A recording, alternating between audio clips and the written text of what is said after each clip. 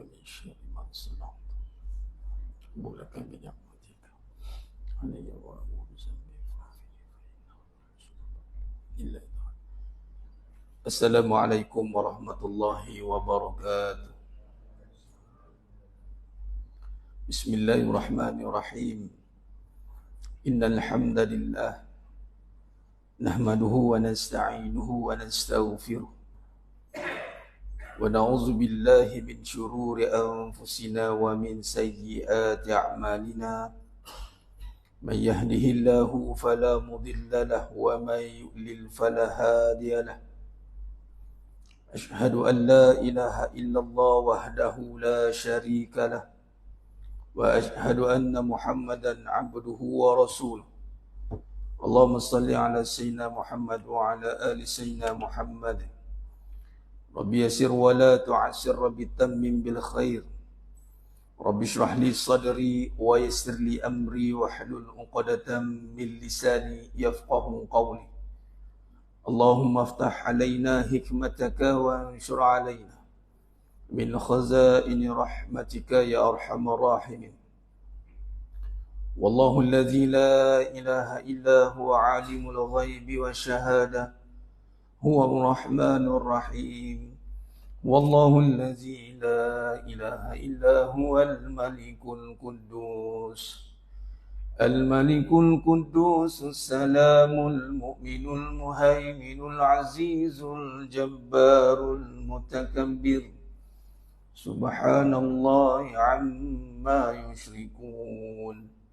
هو الله الخالق البارئ المصور له الأسماء الحسنى يسبح له ما في السماوات والأرض وهو العزيز الحكيم. ولا حول ولا قوة إلا بالله العلي العظيم. ولا منجا من الله إلا إليه. أما بعد.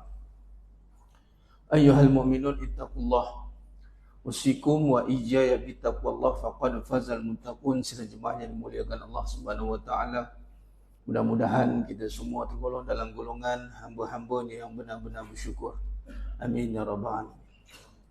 Alhamdulillah, syukur pada Allah Subhanahu wa taala pada malam yang penuh barakah ni Allah izinkan kita lagi sekali untuk berada dalam suasana ketaatan di awal hari umat Islam.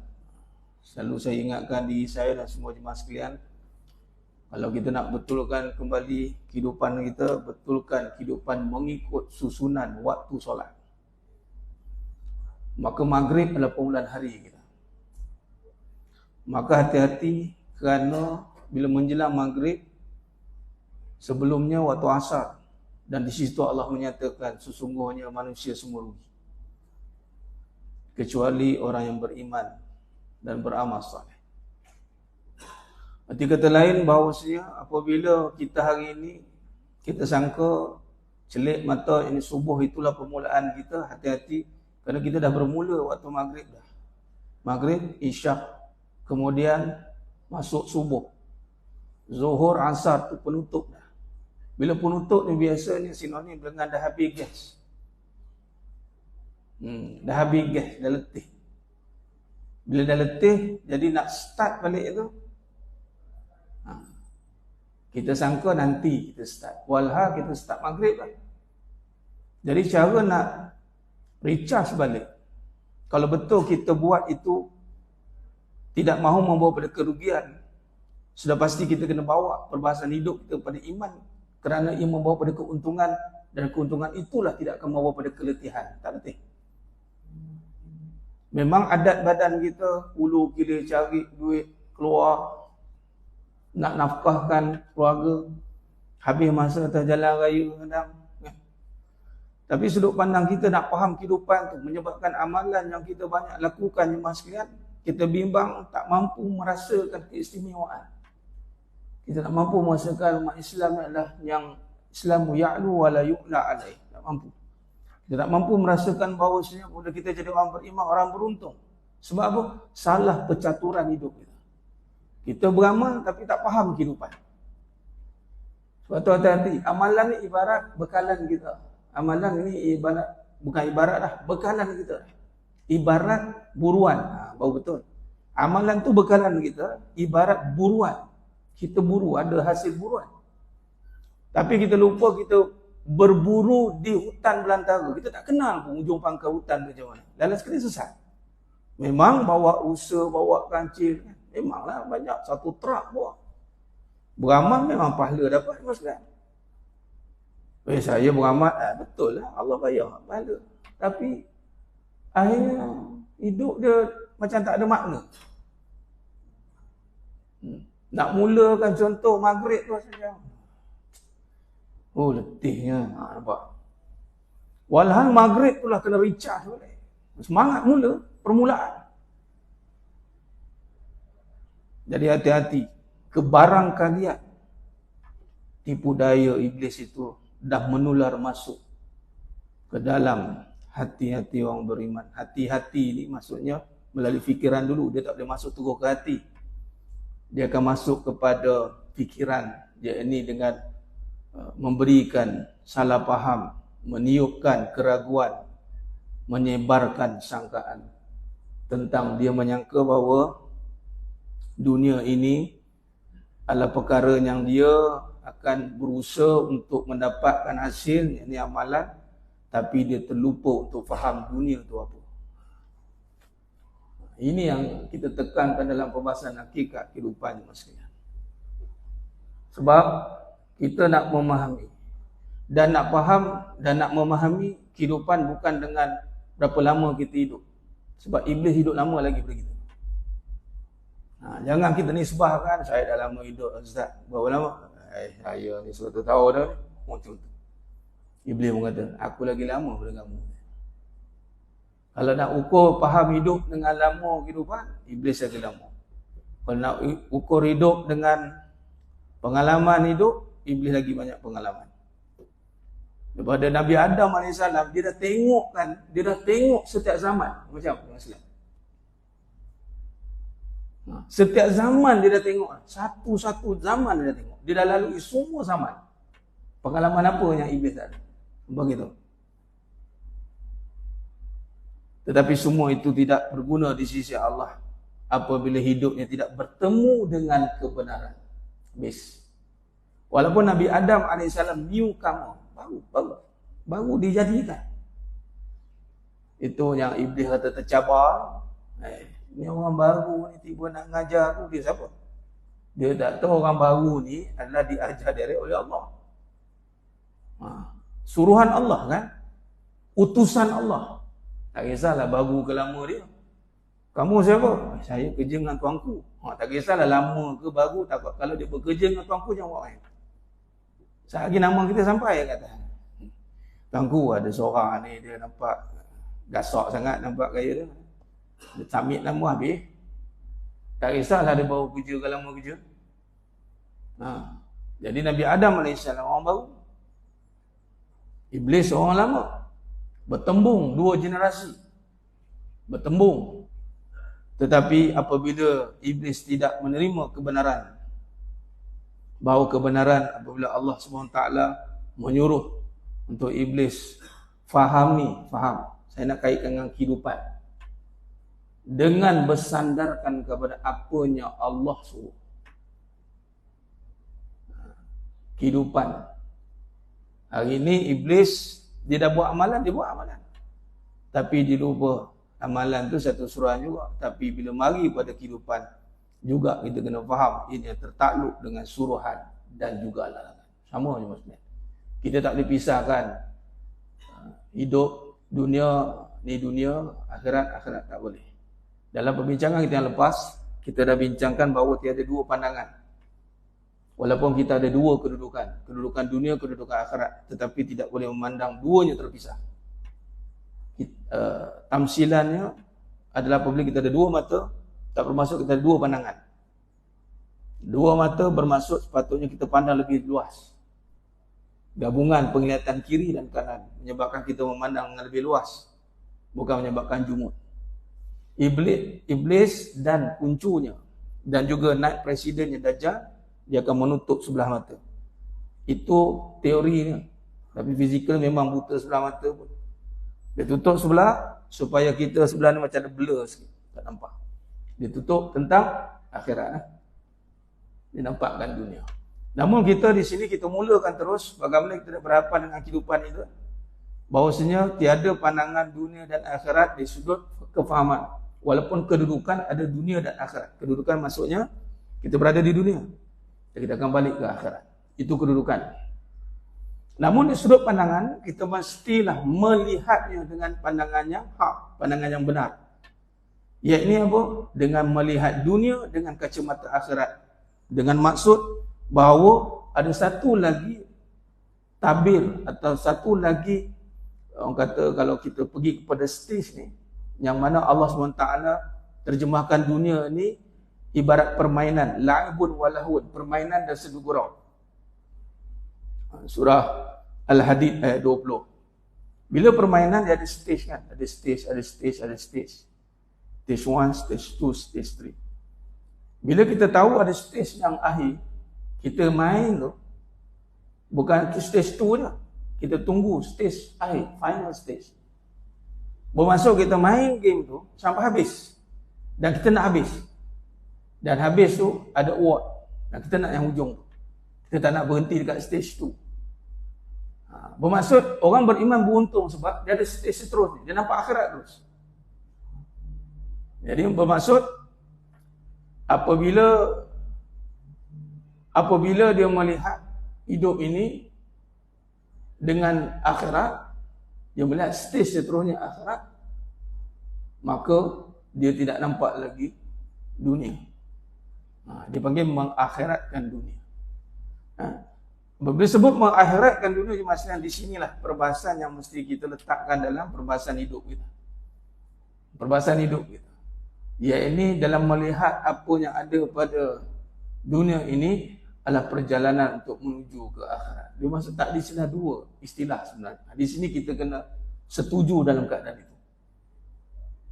Walaupun kita faham bahawa sini dalam surah Baqarah ayat 201, Rabbana atina fid dunya hasanah wa fil akhirati hasanah wa qina azabannar. Ya Allah, kurniakanlah kebaikan di dunia. Jadi kita nampak dunia dulu bermaksud kena dunia dulu lah sah. Baru akhirat. Dia bukan susunannya begitu. Dalam kalau kita pergi ke tafsir, lagilah kita faham bahawasanya bila kita minta doa, kurniakan kebaikan di dunia. Sebut kebaikan di dunia, maksudnya bermaksud di dunia ni yang ada hanyalah kebaikan, bukan kebenaran. Dan kebaikan tu pula dimulakan dengan kefahaman. Kita susun balik, kita susun. Makna kata di dunia ni yang kita nak cari adalah kefahaman. Kefahaman itu mestilah tidak boleh tidak, mestilah dengan kebenaran.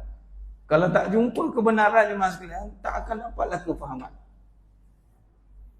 Dan kebenaran ini kita mesti letakkan bahawasanya adalah daripada Allah. Wa qulil haqqu mir rabbikum. Kebenaran itu mestilah daripada Allah SWT. Baik. Maka bila kebenaran menjadi keutamaan dalam kehidupan, sebab tu kita kena dalam hidup ni berpesan-pesan dengan kebenaran. Wa tawassaw bil haqq. Berpesan-pesan dengan kebenaran. Tak ada istilah berpesan-pesan dengan kebendaan, kerisauan, ketakutan. Malah Nabi melarang untuk kita berpesan-pesan dengan menakut-nakutkan dengan hal keadaan dunia kita ke depan jadi apa. Alang-alang nak takut, biar takut yang benar. Apa dia? Tu kiamat, habis itu. Kiamat bagi orang Islam beriman pula, dia tak akan lalui kiamat besar tu. Dia akan lalui kiamat kecil, mati. Alang-alang takut, biar takut yang benar. Jangan takut-takut. Dan jangan ditakut-takutkan. Nanti 2024 maka berlakulah situasi yang mana kita kena mula biar kita kena berjaga-jaga. Apa nak dijaga? Betul lah, dalam precautious benda kita meletakkan keadaan berhati-hati.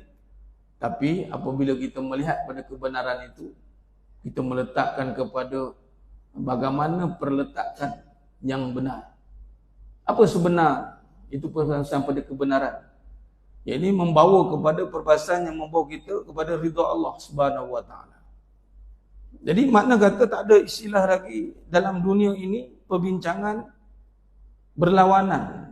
Mungkin mana yang tak dapat kebenaran, dia akan berjumpalah dengan perbincangan kebenaran. Dia kalau tak jumpa kebenaran, dia akan pergi kepada kebenaran. Dan kata-kata hari ini memang bicaranya kebenaran. Apa maksud kebenaran? Dan kalau kita rujuk kepada hadis Nabi SAW, mafhum hadis, semua umat ada fitnah. Inna likulli ummatin fitnah wa inna fitnah ummati al-mal. Semua umat ada cobaan. Bila sebut fitnah itu cobaan. Cobaan. Dan cobaan umatku adalah, bila cobaan kita adalah harta, maka di sini kalau dilihat perjalanan bila sebut kepada akhirat, maka terhijab kita daripada mengatur kehidupan bersandarkan kepada pahala. Dan malah hari ini hati-hati jemaah sekalian, pahala itu dihartakan. Apa maksud pahala itu dihartakan? Maksudnya begini, kalau tak ada harta macam mana ada pahala? Kalau tak ada harta macam mana pahala? Macam mana tu nak pergi haji tu pakai duit kan? Nak pergi haji pakai duit, nak mati pun pakai duit. Memang dari syariat, memang ada syariat al-mal, harta. Tapi permasalahan kita di sini adalah jemaah sekalian, dia terperangkap dengan perbahasan yang lebih benar sepatutnya. Ada perbincangan yang lebih besar daripada harta. Itulah pahala. Ini pun nak meletakkan keutamaan. Dalam perbincangan awal kita tadi, kita dah bersepakat bahawasanya tiada dua pandangan. Kalau pandangan ni pahala, bicara akhirat lah kan. Harta, dunia lah. Dan kita dah sepakat dari perbincangan awal, iaitu mengakhiratkan dunia. Iaitu perbincangan yang besar adalah pahala. Sepatutnya. Maka dalam kita nak mematlamatkan diri kita atau nak menuju kepada pahala, apa elemen ataupun apa alat ataupun apa wasilah yang boleh sampai kepada pahala? Masa, tenaga, dengan badani, dipanggil amal fil badani wal mali. Ulama pecahkanlah dalam ibadat. Tapi dalam maksud kata, yang dipusatkan dalam pemahaman kita adalah pahala, maksudnya. Maka mulalah perbahasan yang mana kita mencari pahala dengan mempergunakan harta. Apa betul? Bukan pahala-pahala juga, harta-harta juga. Dalam ini istilah yang berlaku sekarang apabila dipisahkan pemahaman ini, maksudnya. Apabila terpisahnya pandangan ini, menyebabkan hari ini jemaah sekalian, bila terpisah, tadi kita sepakat satu kan, kita ceritakan bagaimana kesan terpisah. Bila terpisah, maka di sini datanglah keadaan yang mana melebihkan, membandingkan keadaan hidup di dunia. Bila terpisah, maka keutamaan dah lari. Meletakkan keutamaan dunia di depan akhirat di belakang, itu satu kesilapan besar. Masuk kata begini, bila ada dunia baru ada akhirat kan? Kalau tak ada dunia tak ada akhirat. Itu satu kesilapan yang salah apabila manusia melihat kalau tak ada dunia tak ada akhirat. Walhal dunia itu hanya perjalanan saja, kita nak bertemu di akhirat. Bukan kalau tak ada dunia tak ada akhirat. Akhirat dah ada dah. Itu panggil rukun iman. Rukun iman kita kena percaya existingnya akhirat. Walaupun dunia ni tak ada, akhirat ada dah. Sudah dijadikan oleh Allah Ta'ala. Syurga dan neraka itu memang perbahasannya realiti, real. Bukan nanti. Dia tak ada istilah nanti kita berjumpa. Tidak. Perbahasannya al-an, sekarang inilah perbahasan syurga dan neraka. Patutnya. Sebab itu kalau kita lihat, bila salah meletakkan keutamaan dan beranggapan bahawa kita beramal je tanpa perlu kita besar payah memikirkan dunia akhirat macam mana, Ustaz? Beramal je lah. Dunia juga, akhirat juga. Yang pertama dia akan pergi split. Itu datang split identity tu. Split identity, kecelaruan dalam pemikiran, kekaburan dalam penglihatan. Dia kabur dia. Saya tak jelas Ustaz. Saya rasa serba salah. Serba salah dibuatnya.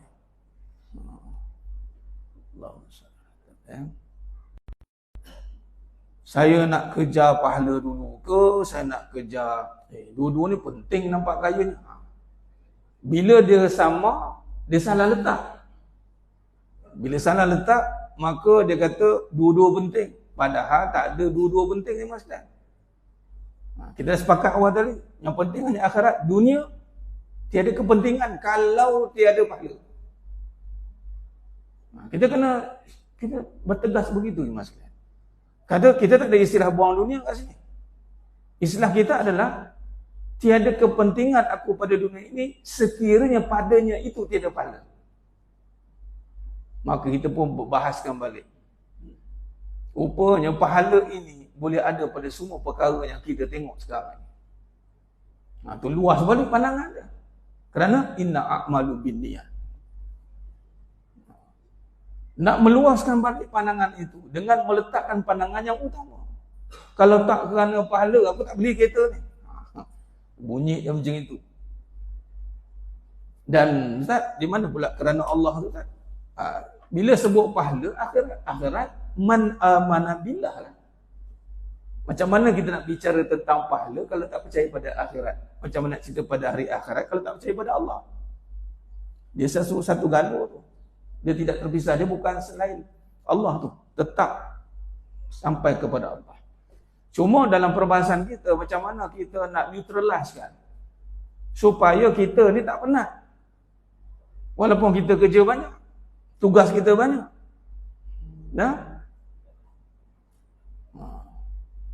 Tetapi ianya terbayar kerana kalau kita bahaskan sifat pahala pula nanti, dosa pahala, atau dosa ni bicara juga pasal benda semata-mata yang tiada pahala. Antara sifatnya jemaah sekalian, dia akan membawa kepada satu keadaan yang memenatkan, meletihkan, mengecewakan. Itu sifat yang tiada pahala. Sebab tu kita kena minta pahala. Rabbana atina fid dunya hasanah, tu pahala. Tak pahala, tak ada masalah. Dia tak disilapkan, tak ikhlas pula Ustaz. Salah perbahasan kalau kita kata kalau minta pahala tak ikhlas. Walhal yang suruh minta pahala itu Allah. Dan Allah mengganjarkan pahala kepada hamba-hambanya. Dan kalau datang bulan Ramadan nanti lagilah bicara soal pahala lagi. Imanan wahtisaban, imanan wahtisaban.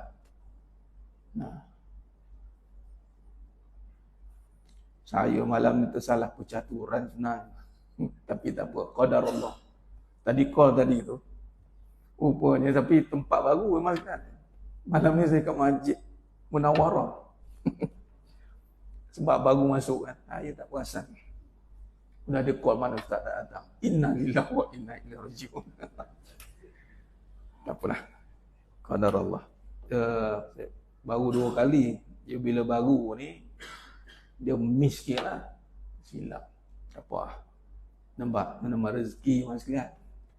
Kerana masuk mulut keluar balik, oh jangan main.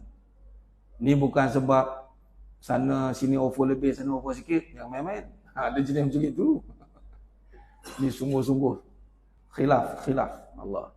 Tu call ni call sana call sangat. Terkhilaf. Sebab memang ada sedikit rombakan pada jadual saya tu. Jadi baru 2 kali. Bulan lepas ni bulan 1 kan. Tahun lepas. Yalah, tahun lepas tu baru start hujung tu. Ini saya siap kata kita jumpa tahun depan. Tahun depan ni kan. Itulah. Jadi waktu tu slide tersilap sikit. Biasa. Bukan biasa. Tak boleh biasa kan. Itu satu kecuaian saya lah. Tapi setakat ni memang tak berlaku. Tapi itulah Allah nak susun. Nak bagi kita rasa suasana tu. Ikutkan tu dah hilang dah dia punya bahan ceramah tu hilang kan. Tapi itulah ujian. Allah kata macam mana, tak apa nanti saya uruskan, don't worry. Jadi ini yang nama rezeki. Ilmu ni rezeki mas. Rezeki paling besar adalah ilmu mas. Kalau kita menyangka bahawa rezeki itu dalam konteks benda, tapi rezeki adalah milik Allah. Rezeki utama tu ilmu, itu paling tinggi. Ilmu yang mau pada iman. Baik. Allahumma salli ala sayyidina Muhammad wa ala sayyidina. Baik. Maka jemaah yang muliakan Allah Subhanahu wa taala.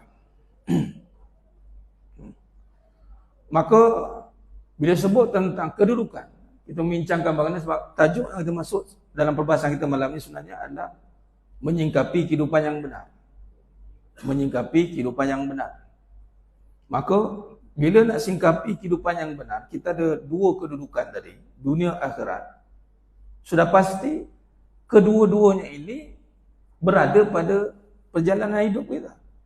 Jadi sekarang ni isunya sekarang bila kita perhati, dan ini perlukan fikiran, kita kena berfikir. Benda ni yatafakkarun ulul albab. Dia perlukan kajian. Sebab tu dalam perbahasan hakikat kehidupan ini adalah satu kajian kehidupan sebenarnya.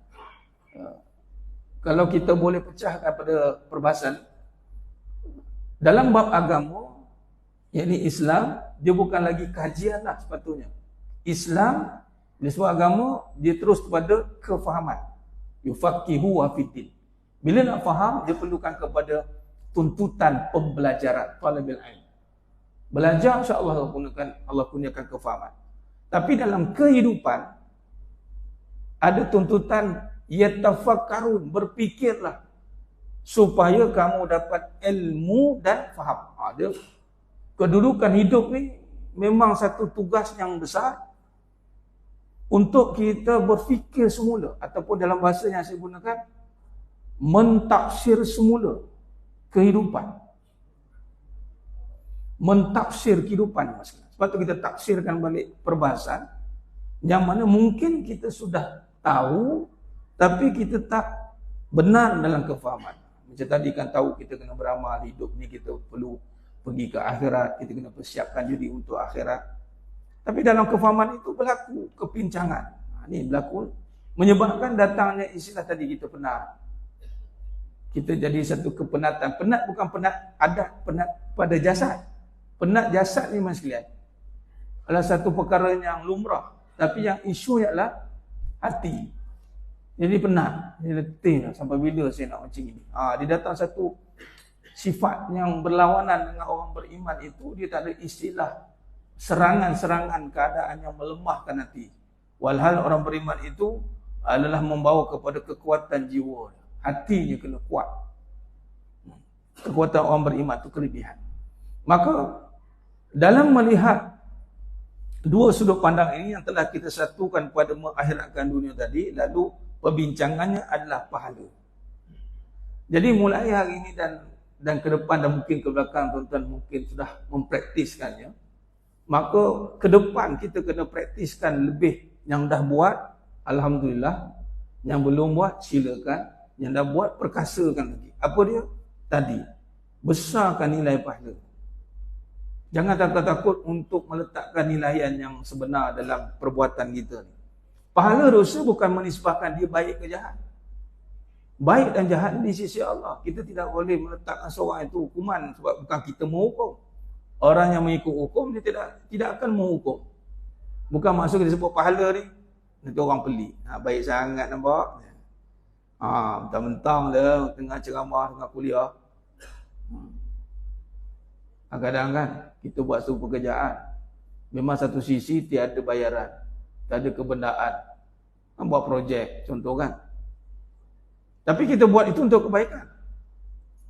Dan kita tahu kebaikan itu tiada istilah rugi kan. Dan disitulah cabaran mengatakan, sia-sia ke tak aku buat ni? Contoh, kita buat umrah. Dalam masa tengah baru lepas pasca Covid kan. Dengan flightnya tak cukup, dengan hotelnya, macam-macam isu lah. Satu ketika jemaah sekalian, ada perbahasan mengatakan begini. Perbahasan seorang individu ni lah, saya tak perlu sebut siapa, tapi saya nak ambil contoh percakapan dia. Dan individu ni bukannya orang biasa juga, orang yang ada ilmunya. Cuma kita kadang ada, kan kita tak perasan kita bercakap. Sebab tu kita perlu ada check and balance. Jangan takut untuk orang check kita cakap, jangan takut. Sebab itu yang terbaik. Kadang-kadang kita terkhilaf. Tapi saya kira semua orang okey dengan percakapan. Tapi dalam kajian kita ada perlu diperbetulkan. Contoh, dia kata apa? Orang lain buat umrah untung, saya buat umrah rugi. Okey, kiraan mana untung rugi? Okey, normal dalam istilah urusan business management memang kita akan nampak fact and figures. Okey. Tapi persoalannya adalah yang kita uruskan tu bisnes apa? Umrah, haji kan? Baik. Bila umrah haji ni, saya boleh katakan 100% ibadah. 100%. Macam kita lah solat ni, 100% ibadah ni. Jadi, rugi aku datang solat ni lagi. Boleh cakap? Berani cakap. Try kan? Nah, kan? Agak-agak nak try apa kesan-kesan sampingan dia. Try lah. Oh, letih tu ini lagi datang solat. Rugi betul. Dan nak pula datang buat duit, masuk pula nak tabung. Allah rugi betul rasa ni. Macam kan? Dan kita tak katakan mak cakap macam itu. Kenapa? Walaupun tak boleh merasai keuntungan lagi. Tak rasa pun. Tapi nak rasa rugi tidak. Sepatutnya kita kena minta kat Allah, ya Allah bagi aku rasa untung dengan solat. Itulah pahala. Kita kena minta benda ni bukan tiba-tiba datang. Kita kena minta doa, ya Allah bagi aku rasa untung ni rasa. Apa ciri orang merasa untung? Jadi nisbah dunia tu pun adat berlaku, orang untung senyum dia. Apa pasal? Ada masyhur, ada untung kan. Okay, sifat untung harta tu sepatutnya ada pada pahala dan lebih lagi patutnya. Macam mana kita nak rasa datang rumah Allah keuntungan? Macam orang dapat duit. Payah nak buat kan? Payah. Itu namanya iman. Yang berjaya merasainya untung, sangat untung. Jadi macam tadi lah, buat umrah. Memanglah Allah uji misleading dalam buat calculation.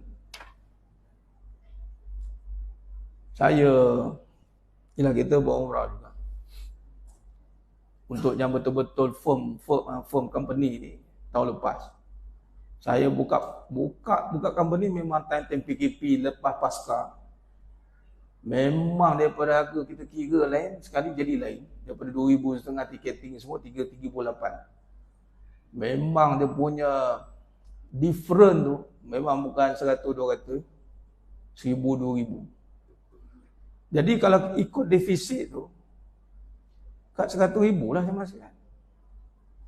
Tapi Allah nak uji, kau nak rasa rugi ke untung?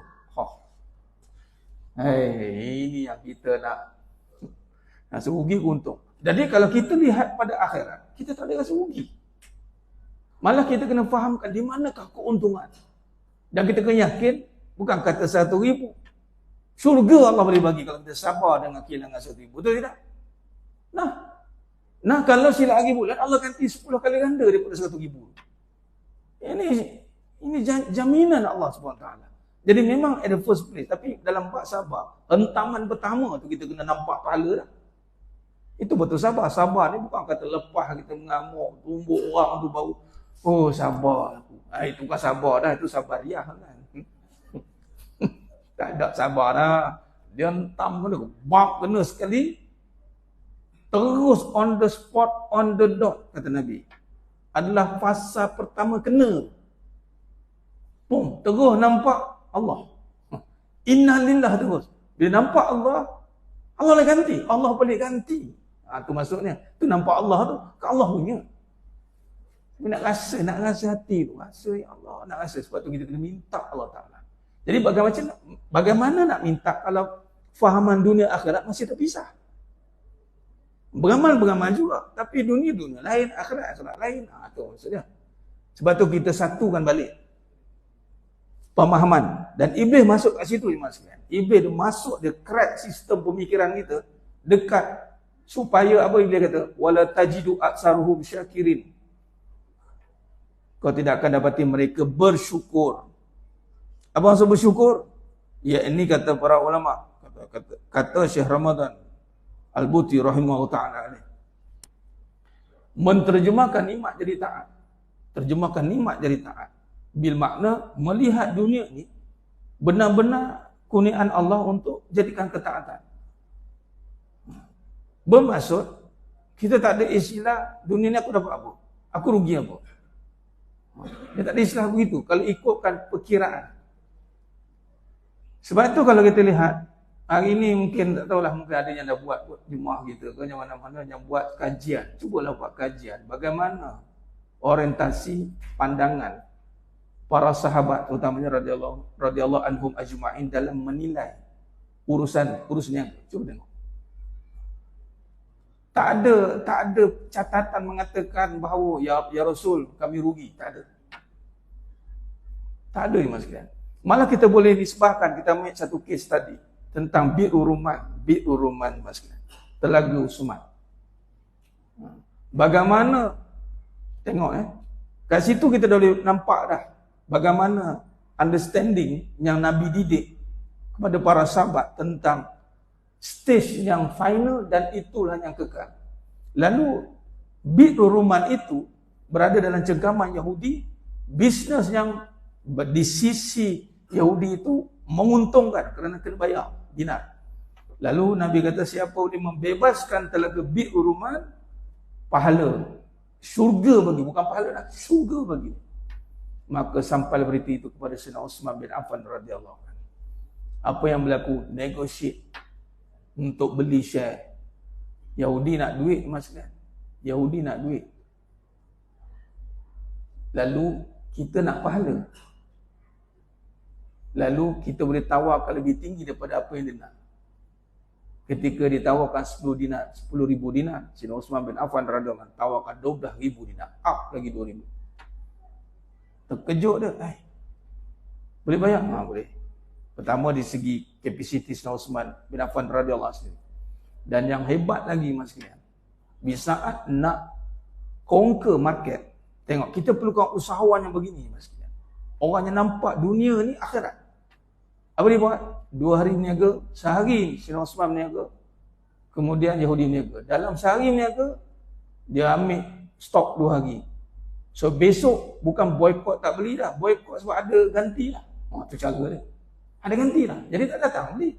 Nak beli berapa dah ada. Dan yang lebih menarik apa? FOC. Ambil. Wakaf terus.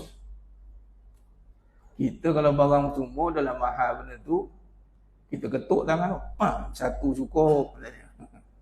Ini tentang free, ambil 2. Free, ambil 2. Ambil 2. Besok tak payah datang beli.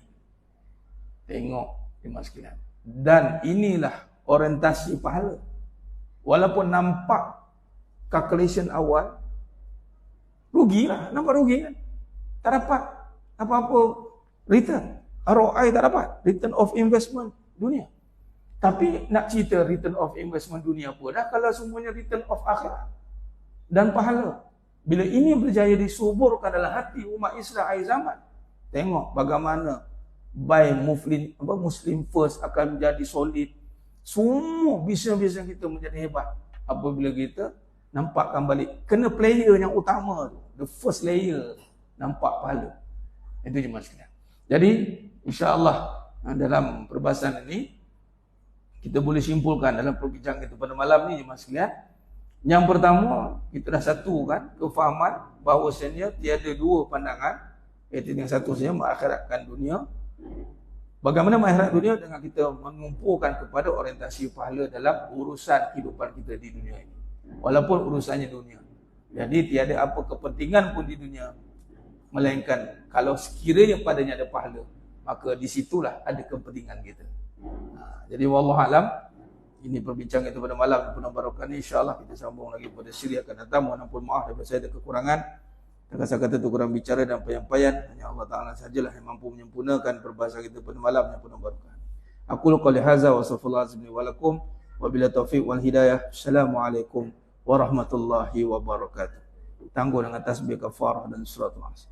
Subhanakallahumma wa bihamdik asyhadu an la ilaha illa anta Bismillahirrahmanirrahim. Wal 'ashr.